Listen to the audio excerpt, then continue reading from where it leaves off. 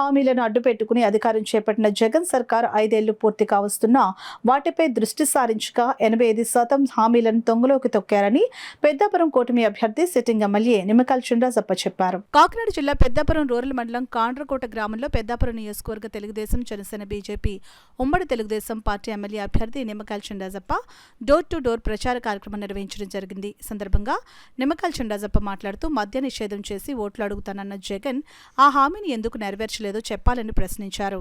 Current ఛార్జీలు తగ్గిస్తామని ఇచ్చిన హామీ అటుంచితే 9 సార్లు ఛార్జీలు పెంచి ప్రజలకు షాక్ కొట్టేలా చేశారని అన్నారు. 2.30 లక్షల ఉద్యోగాలు ఇప్పిస్తామని నిరుద్యోగులను మోసం చేయడమే కాకుండా మెగా డిఎస్సీ అని దాన్ని దగా డిఎస్సీగా మార్చారని దుయ్యబట్టారు. ఇసుక విధానాన్ని మారుస్తామని చెప్పి ఇసుకను అక్రమంగా దోచుకున్నారని ఆరోపించారు. 25 లక్షల ఇళ్ల నిర్మాణం చేస్తామని మాట ఇచ్చి మడమ తిప్పారని తెలిపారు. ఉద్యోగులకు సిపిఎస్ రద్దు చేస్తామని హామీ ఇచ్చి వారికి సమయానికి జీతాలు కూడా ఇచ్చే పరిస్థితి లేదని ఎద్దేవా చేశారు. ఇలా అన్ని వర్గాల వారిని మోసం చేసిన జగన్ ప్రభుత్వాన్ని ఇంటికి పంపేందుకు ప్రజలంతా సంసిద్ధులు కావాలని చినరాజప్ప కోరారు.